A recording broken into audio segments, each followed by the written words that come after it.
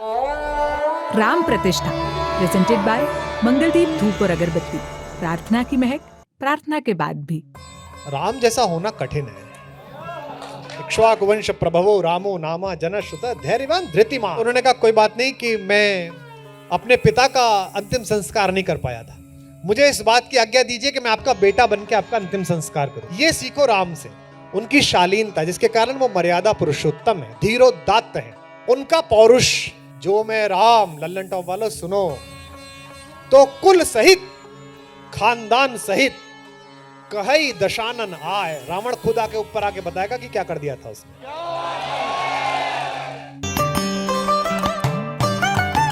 मंगलदीप, भगवान से दोस्ती। अपने अपने राम हैं, अपना अपना रास्ता तय करना होता है उन तक पहुंचने का। कबीर के राम, तुलसी के राम, वाल्मीकि के राम, कंबन के राम, कितने ही राम। और जब भी हम राम की जिंदगी में किसी भी दिशा, किसी भी पगडंडी से दाखिल होते हैं तो कुछ मार्मिक प्रसंगों को चीन्हते टटोलते चलते हैं, जो हमें कुछ ज़्यादा छू जाते हैं, कुछ ज़्यादा महसूस करते हैं, कुछ ज़्यादा दीप्त करते हैं। कुमार विश्वास जब उस महामानव, मेरे पुरखे, मेरे और मेरे पुरखों के सबसे बड़े रूपक के जीवन में दाखिल होते हैं तो वो कौन से मार्मिक प्रसंग हैं जहां पर ठिठक जाते हैं? मैं मूलतः कर्म से जो काम करता हूं और जो कविता लिखता हूं उसमें मेरे ज्यादा निकट कृष्ण होने चाहिए, और हैं भी। कन्हैया बहुत निकट है, लेकिन कन्हैया जैसा होना सरल है, राम जैसा होना कठिन है।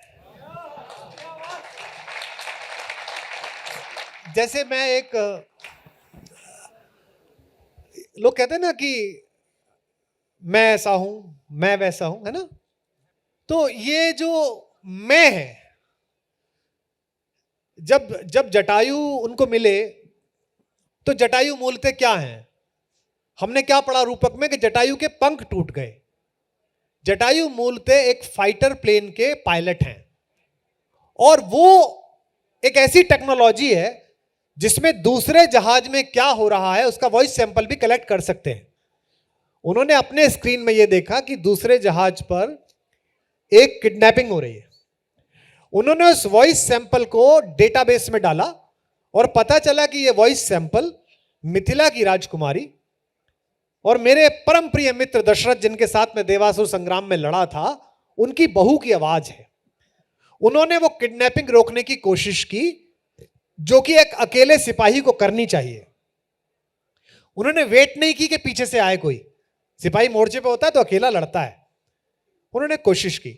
डेफिनेटली रावण का जहाज बड़ा था, मिसाइल से लैस था, एयरफोर्स 1। हर रावण के पास ऐसा ही होता है।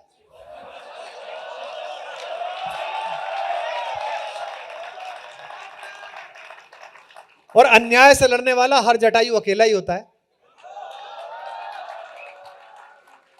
जटायु लड़े, अच्छे से लड़े, लेकिन प्लेन क्रैश हो गया। प्लेन क्रैश हो गया, नीचे आकर गिरे तो सेफ लैंडिंग नहीं हुई, लेकिन चोट लगी, बहुत सीरियस चोट लगी।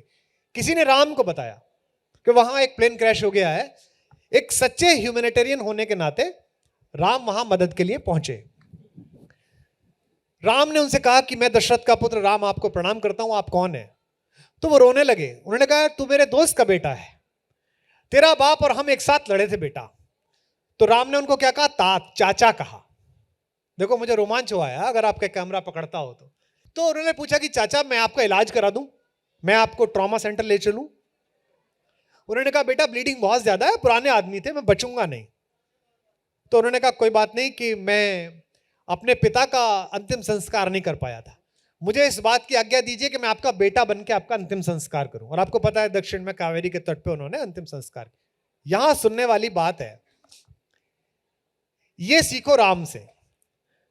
जटायु ने पूछा कि अब मैं स्वर्ग जा रहा हूं, वहां तुम्हारे पापा मिलेंगे, उनसे क्या कह दूं? राम जैसा पुरुषार्थी बेटा जिसकी पत्नी का अपहरण एक दैत्य करके ले गया। अब बताइए आप, राम से जटायु पूछ रहे हैं कि बेटा ऊपर तुम्हारे पिताजी मिलेंगे, क्या बोल दो? अब ये राम की सौम्यता, देखो मैं 3 बातें एक लाइन में मानस से सुनाऊंगा। उनकी शालीनता, जिसके कारण वो मर्यादा पुरुषोत्तम है, धीरोदात्त है ना। उनका पौरुष है ना, इक्ष्वाकु वंश प्रभवो रामो नामा जनश्रुत धैर्यवान धृतिमान, जो ऐसे हैं। और तीसरा उनका कमिटमेंट कि जो सोचा है वो कर ही लूंगा, चाहे वो रावण हो चाहे वो कोई हो। एक बात उन्होंने कही, मानस में वहां पढ़ रहा था, ठिठक गया मैं, अब लगातार पढ़ लेता हूं। वो एक ऐसी चीज है जो केवी कुटीर पे भी रखी है, मेरे बेड के बगल में भी रखी है, मेरे ड्राइंग रूम में भी एक कॉपी रखी है। सबको पता है कि जहां बैठे हैं ये, वहां थोड़ी देर बाद कभी भी कोई नहीं है तो मानस मांग लेंगे, मानस ला दो, कभी भी कहीं से खोल के पढ़ लो। क्या बढ़िया बात कही, सुनो जवान लड़कों लड़कियों, देखो कहा कि तुम्हारे पिता से क्या कह दूं, तो राम ने कहा उनसे कुछ मत कहना कि उनकी बहू का अपहरण हो गया, ये मत कहना। भाई आपके साथ कुछ गलत हो जाए और आपके पिताजी के पास कोई जा रहा तो ये थोड़ी पसंद करेंगे कि बता दें ऐसा हो गया। वो कहते हैं जो मैं राम, अगर मैं राम हूं, देखो कोई अहंकार नहीं, कोई गुस्सा नहीं, कोई वो नहीं, वो जो सड़क पे कहते हैं ना पकड़ के, जानते हैं मैं किसका बेटा हूं, जानते भाई, हो सकता है तुझे कंफ्यूजन हो या उन्हें कंफ्यूजन हो, इसे क्या पता किसका बेटा है। तो राम क्या कहते हैं, आप देखो ये मुझे रोमांचित करता है। कहते हैं आप मत बताना, पिता से जाके पिता सन जाए, आप पिता से जाके मत कहना, जो मैं राम, लल्लन टॉप वालों सुनो, तो कुल सहित खानदान सहित कही दशानन आए। रावण खुद आके ऊपर आके बताएगा कि क्या कर दिया था उसने।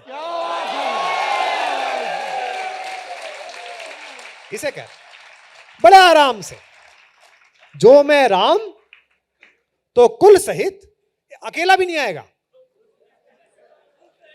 यह भी उनको पता है कि जब मैं लड़ूंगा, जब मैं जाऊंगा लड़, ये वो समय है जब राम को केवल इतना पता है कि रावण नाम का एक राक्षस उठाकर ले गया। अभी उन्हें यह पता नहीं कि समुद्र कैसे पार होगा। अब ये देखो किस्सा और सुनाता हूं। लॉर्ड माउंटबेटन की ऑटोबायोग्राफी पढ़ी है आप, तुम तो बहुत किताबें पढ़ते हो, हमारे पास होगी। उसमें एक बहुत अच्छा संस्मरण है। माउंटबेटन इलाहाबाद जा रहे थे इसी दिल्ली स्टेशन से, तो बोले कि मैंने बहुत सारे लड़के देखे वहां, तो मुझे लगा लड़के क्यों आए हुए हैं, तो मैंने अपने एडीसी से पूछा कि यंग बॉयज क्यों हैं, तो उन्होंने कहा साहब इलाहाबाद यूनिवर्सिटी के वाइस चांसलर इसी में जा रहे हैं। तो उन्होंने सोचा कि टीचर ऑफ द नेशन जा रहा है, मैं नमस्ते कराता हूं। तब वाइस चांसलर होते थे। हाँ, तब उनकी लिस्ट वहां से नहीं जाती थी जहां से आजकल जाती है। ये मैं तब कह पा रहा हूं जब मेरे घर में भी एक है। आप सब जानते हैं कैसे बनते हैं, आपको क्या होता है सबको पता है। तब पहले वाइस चांसलर मतलब बड़ा आदमी। तो आप सबको याद होगा कि एक बहुत बड़े वाइस चांसलर थे प्रोफेसर ओंकारनाथ झा, उनके बेटे अमरनाथ झा भी वाइस चांसलर बने। तो बोले मैं डिब्बे में घुसा तो एक 21 साल का लड़का सफेद शर्ट पहने हुए टेबल पे बैठ के कुछ लिख रहा था लकड़ी के डिब्बे में। तो मैंने उससे पूछा आर यू वीसी झा, क्या आप वाइस चांसलर झा हैं? लड़के ने कहा नॉट येट, अभी तक तो नहीं हूं। इसका मतलब उसे था पता कि मैं बनूंगा, और बाद में professor Amarnath Jha vice chancellor बने।